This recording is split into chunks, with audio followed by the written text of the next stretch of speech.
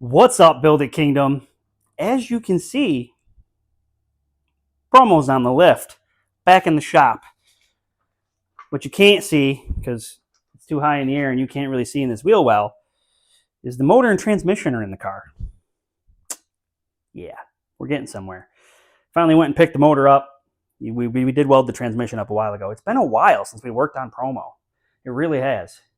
But if you remember, we had my backup strut in the right front of this because I ordered the wrong springs and stuff. But that stuff is in now, and I need to build a right front strut to put in this car. And if I'm going to build a right front strut, we might as well just go ahead and talk about setup. So in this episode, I'm going to go front to back. I'm going to tell you how to set these things up. I'm going to give you my scale numbers. Down in the description below is going to be links so that you can buy all of the parts that I used here. The struts, the springs, the top mounts, whatever I can think of, we will put down there in those links. Some of them will be Amazon, some of them will be Advanced Auto Parts, because I am an affiliate for both. So yes, I do get a very small percentage, very, very, very, very minute, very small percentage of the sales. But you guys get all this information for free. So by all means, please use the links below to buy the parts that I'm showing you. I appreciate it. And make sure you like and subscribe too. Because, I mean, you guys get all this information for free. All of it. You go through this, you can go down through my channel, and you can get all the information on how to build one of these and be successful. All of it. It's right there. For free. Right at your fingertips. You're welcome. So, use my links, please. And like and subscribe. All right? Let's get started on this strut.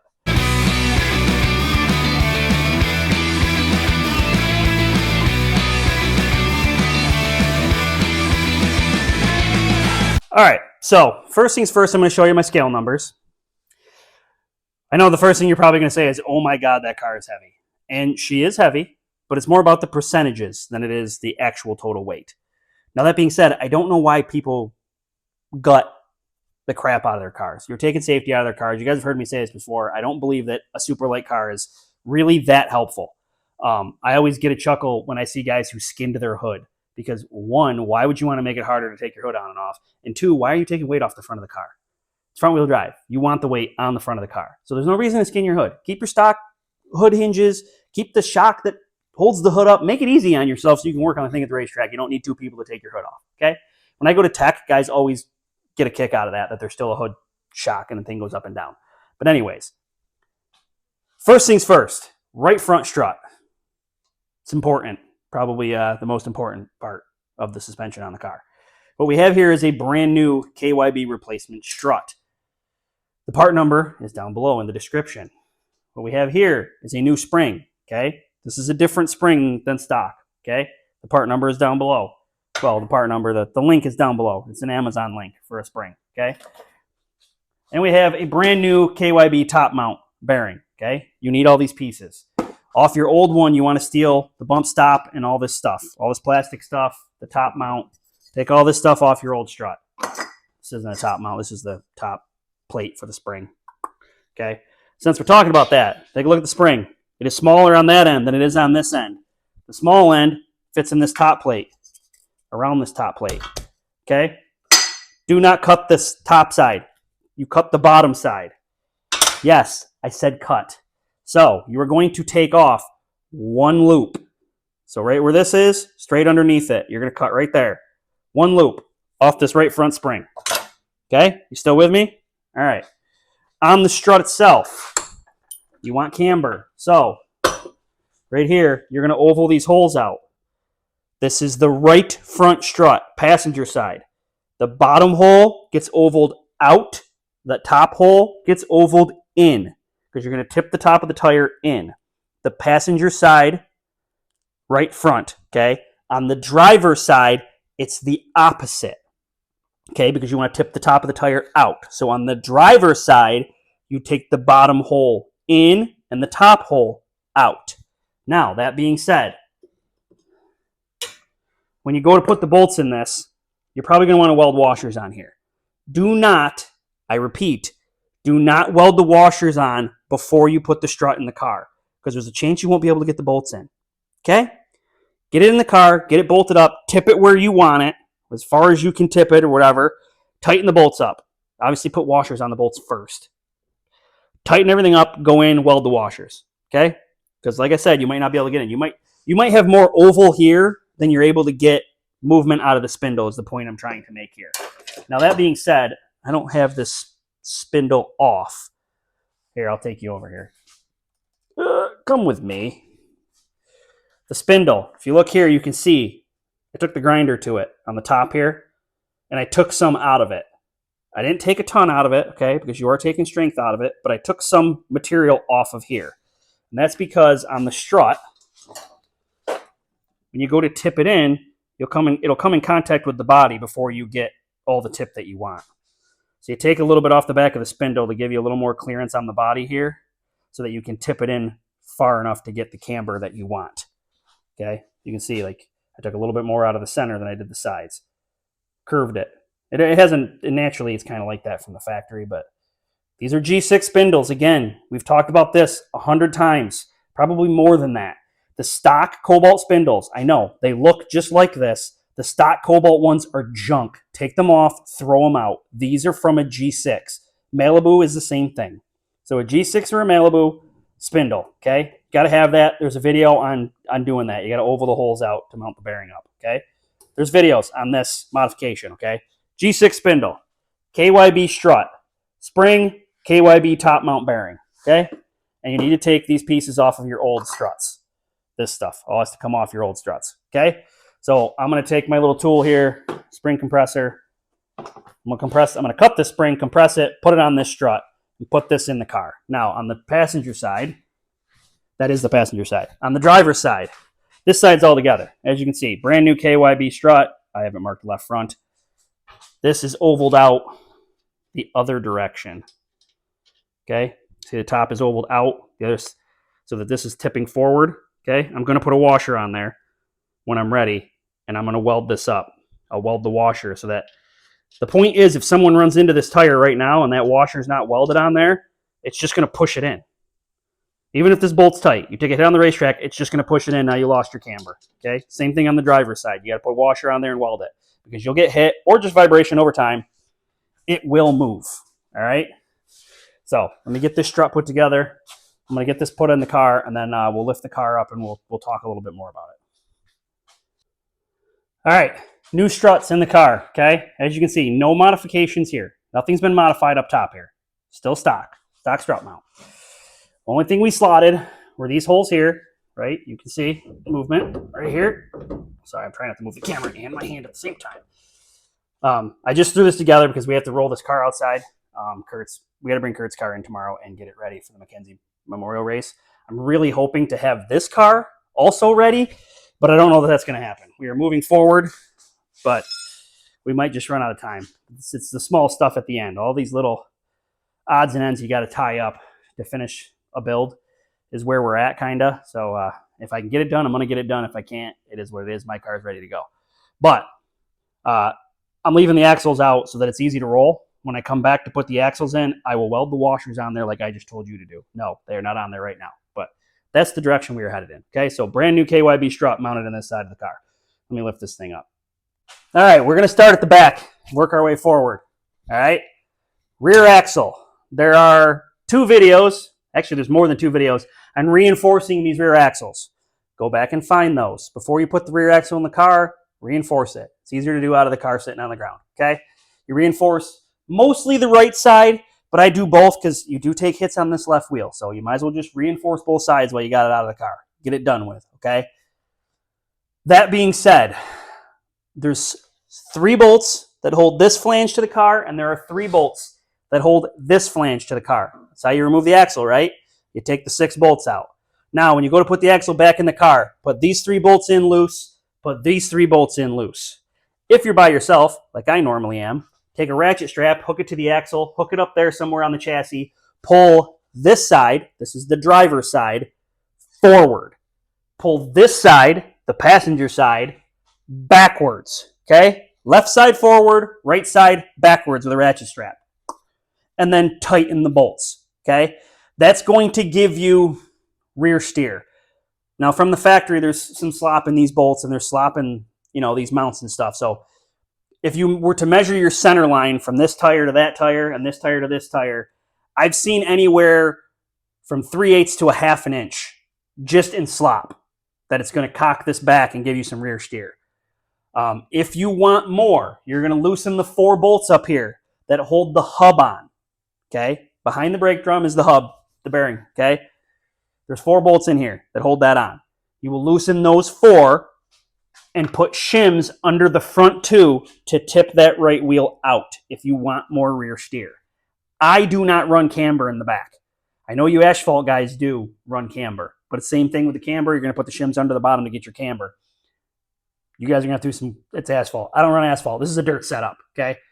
So on your small bull rings, 3/8, quarter, smaller bull rings, you're probably going to want to add more rear steer, okay?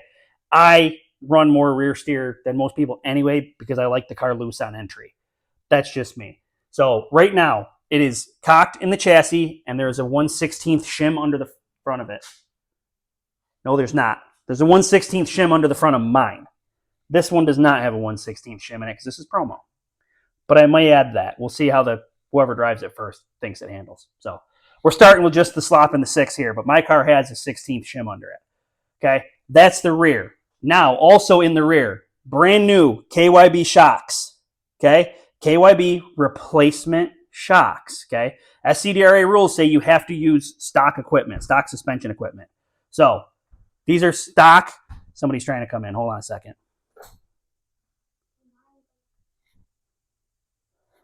Sorry about that. Anyways, stock replacement shocks. This right rear spring is different. This left rear spring is your stock Cobalt spring. Okay. Now you have to keep an eye on these stock springs. They do tend to break. So take a look at it, make sure it's not broken. Not really a big deal if it is broken because you're going to cut one loop off the bottom of this left side spring. Driver's side rear spring. Left side rear spring is a stock Cobalt spring. You're going to cut one loop off the bottom of it. One loop off the bottom of the left rear spring. One loop off the right front spring. You still with me? Okay. Left front spring, left rear spring are both stock Cobalt springs. Stock factory Cobalt springs. Left rear, left front. You only cut the left rear on the left side of the car. The left front stays stock. Okay. Left rear spring, one loop. Right front spring, which is a different spring, it is still a GM factory spring, okay? It is not a race spring.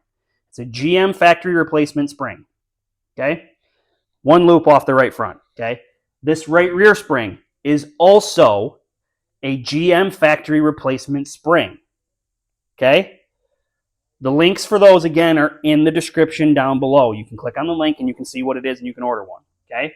You do not cut the right rear. This is all the way, okay? I don't have spring rubbers anywhere in this car. Now, if you were to take the car out and you were to drive it and you wanted to stiffen it up some more, by all means, go ahead. But this is how I drive mine, okay? And a couple years back, I was running for points. I had my friend Deanna drive the car one night so that I wouldn't lose points. And the first thing she said to me afterward was, man, that thing turns so good.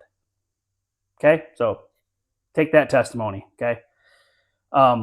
That's the rear. KYB replacement shocks, stock Cobalt spring, stock GM replacement, different spring on the right. Okay? And again, I don't run spring rubbers. So rear steer, explained. Springs, explained. Shocks, explained. Let's go to the front.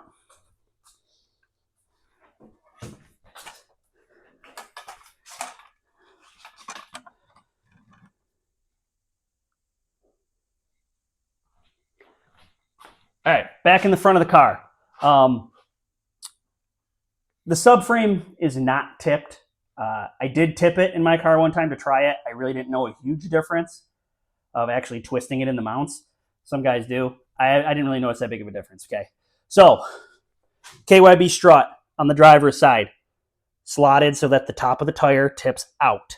Again, weld the washers, stock Cobalt spring, left front, not cut. Whole spring, left front, stock Cobalt spring. Okay, so the part numbers down below, the links down below are going to be for the strut and the top bearing mount for both sides on the front. Okay, and then the spring on the right front, and we cut one loop off the right front. Okay, Now, if you go back to my scale numbers, or you saved a picture of my scale numbers, you will see that the left front has a lot of weight on it. Okay? If you're running dirt and you are allowed to, my suggestion is to weld the differential. I don't care what other people say. All of mine are welded. If you are not allowed to weld it, my suggestion would be to get a good limited slip insert that you can put inside the transmission. An open transmission, it's not great. Okay? So that's the transmission. Okay? My suggestion, welded. All right? Now, I have lead. I don't know if you can see it. Let me check the camera here. Can you see the lead up here? Can you see it? Tip that up a little bit more. You can see there's some lead bolted in here. If you've been watching for a while, then you also know there's lead inside this frame rail as well. We are somewhere in the 80 to 100 pound range of lead mounted up here. Okay? Somewhere in that range. Because I want this left front tire planted for my center off. Last weekend, the Griffins went racing, and they were having trouble with it turning center off. And they had rebuilt the front of the car, and he hadn't put the weight back on. And I said, you got to put that weight back on there. And he messaged me right afterward and said, wow, that made all the difference in the world for getting the car to turn center off. Okay, so take note of that. What else we got? Okay, so we talked about the springs. I don't slot anything or change anything in the control arms. I know you asphalt guys will modify the right front control arm for more camber. I don't know if that's necessary. I don't drive asphalt. Oh, I am going to drive asphalt September 27th at Lancaster Speedway. I'm going to try my hand at asphalt in the Casper Motorsports Cobalt as long as nothing happens between now and then. That's the plan, though. So if you guys are in this area and you want to see that. Okay, did I miss anything? There's no sway bar in the front, okay? We don't run a sway bar on dirt. No sway bar in the front. The rear axle on these cars kind of has a sway bar built into the middle of it. We don't take it out. It's just there. I don't know. We've always just left it, and I've never had a problem. So front one comes out. We have tried to put it in and played, tie one side up or down with it, and it doesn't really seem to help. This seems to be the best way for dirt, is to just not have it at all. Now, toe. You want toe out. I have not set this one yet. I don't know if I can turn the wheels. Toe out, okay? When you get on the gas, okay, so you're toed out. When you get on the gas, it is going to pull it back straight a little bit, all right? Let me turn this camera down here so you can see me. All right, so toe out, quarter inch, I would say, is standard. If you're running a short track, again, 3/8 to a quarter, I would say go out to half, all right? And my best way to explain to you why is like this, all right? So your tires are pointed like this. As you go into the corner and you turn left, okay? See how this one is straight now and this one's turned more left? The friction coming against this tire, being that it's turned and this one is not, is going to make the car turn left by itself. Okay? So you're towed out. You turn left. All right? See, the friction pushing on this tire is going to want to make the car rotate left by putting a little bit more toe into it. All right? So that's why I say on the short tracks, go out to half an inch. All right? My car definitely likes half an inch. So half an inch toe out on the short tracks. On the big tracks, you can definitely get away with a quarter inch. I don't think you'd notice the difference if you went the other way. Now, obviously, more is more drag going down the straightaway. So think about that. But it's not, it's minimal, okay? So there's your toe. We talked about toe. We talked about the springs, struts, shocks, rear steer. One more thing that could really help you is a 2-to-1 steering quickener. But you cannot run a 2-to-1 steering quickener without power steering. Okay? There's a ton of you out there not running power steering, which is crazy to me. I've had my power steering die, and it is not a fun experience to race without it. So I don't know why you guys run without it, but a 2-to-1 steering quickener is definitely helps. That's not really a setup tip. It's more of a driving thing. I guess it's setup kind of. But you got to have power steering. So you got to have that Equinox box and that controller. You can get them from BK Racing. You can get the controller right on eBay. And if you go to your local junkyard, you can grab an Equinox box or Saturn View box. I want to say 05 to 07 on the Equinox, and any Saturn View steering box will work. They're really easy to take out too. It's not complicated at all. None of that system is complicated. Okay, so if you have power steering, then you could install a 2-to-1 steering quickener. Basically, if you don't understand what that is, so right now you're going into the corner, you're turning the wheel and you're letting off and crossing your hands over and then coming back. With a 2-to-1 steering quickener, you don't do that. You turn back. Okay? That's the difference. All right? Like the Monte Carlos back in the day, like the Monte SS's, the metric chassis guys are going to know what I'm talking about. There was a regular steering box, and then there was the steering box that came in the SS that was a quicker ratio. Now they've got all kinds of fancy stuff. But anyways, so talked about toe. And the weight, you saw my scale numbers. All of the links down below, you can purchase everything I use. The struts, the springs, the top mounts, the shocks in the back. Everything is in the description down below. Click those links to buy this stuff. The lead we talked about before. We've covered a lot of this stuff. Like if you were to go back in the archives and watch a bunch of videos, most of this stuff is covered. I've just never actually put it all together, condensed for you, and made it really easy for you to get it. There's a lot of you who have messaged me directly and gotten this information. To those guys, I'm sorry, because now everybody has the information, and you're not going to be the fastest guy at the track anymore. But if we want this class to grow and get respect, we have to have competitive racing, and the only way we can do that is if I just share the information with you. I share the information with a lot of people, okay? So, like I said before, make sure you like and subscribe. Use my links down below to buy stuff, okay? Tomorrow we're going to have Kurt's car in here, fixing some stuff, and you know what? I'm going to continue this video tomorrow when we get Kurt's car in here, because we have some suspension stuff to fix on that. We have exhaust to fix on that, and we can talk about kind of what you want to look for if your suspension components are going bad. We'll do that tomorrow. All right, so like I said yesterday, Curtis's car was going to be in the shop today because we have to do a crap ton of work to it to get it back race worthy. As you can see, she's a little worse for wear. She's been rode hard and put away wet, if you will. She's a little bit beat up. We just got done putting a left front strut in it. The left front spindle had a crack in it, so we replaced the left front spindle, put a new tie rod on this end. The right front strut does look a hair bent, but I don't think we have one, so that is what it is. Right now, Curtis is working on replacing a wheel cylinder on the left rear, and we have to shim that because it's bent. Kind of is what it is at this point. Kurt's getting the car ready for the Mackenzie race. Those are the only 2 races he's running this year. He already ran the first one. The second one is this coming up week. So that's why we are doing all this. The rear shocks were blown out. I don't even know what else. There's a lot, but it is what it kind of is. Basically, we were talking about suspension and how to tell when it's wore out, I guess, which as a driver shouldn't be that hard to figure out. If it's bouncing all over the place, it's bad. But the left front or right front strut, if they go bad, the tire will actually bounce. And when you're going down the straightaway, it almost sounds like you're losing traction because every time that tire leaves the ground, it kind of spins a little bit. So you can kind of hear it, but it's very obvious in video. So I'm going to try to find some video from a couple weeks back at Freedom and see if we can actually see it, because this strut was bad. I mean, the tire was just like a pogo stick. So that's how you can tell if your suspension's screwed up. And the rear shocks. The rear shocks, yeah, she was bouncing all over the place. So we're getting this thing ready, but hopefully I can find some video to show you that. And you don't really need to see all that. I mean, the spindle, here's the left front. I don't even know if you'll be able to see it on the video. If you look down inside here, it's actually cracked. So usually if you do break one of these, it usually breaks up here or up here. That's where mine broke. So after any hard hits, you need to like take a good peek at these. This one probably would be fine with that little crack in there for quite a while, actually. I told Kurt to put this in the trailer as a spare.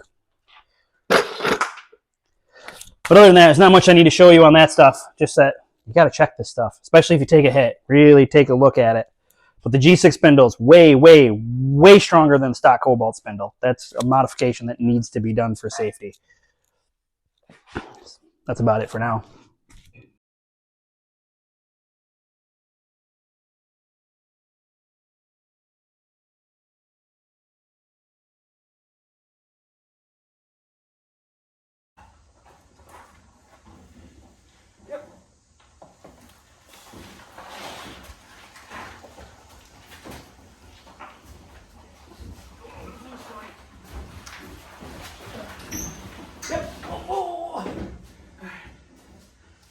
But it's here.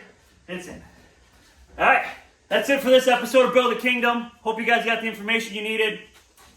We'll see you next week. It's Mackenzie Race.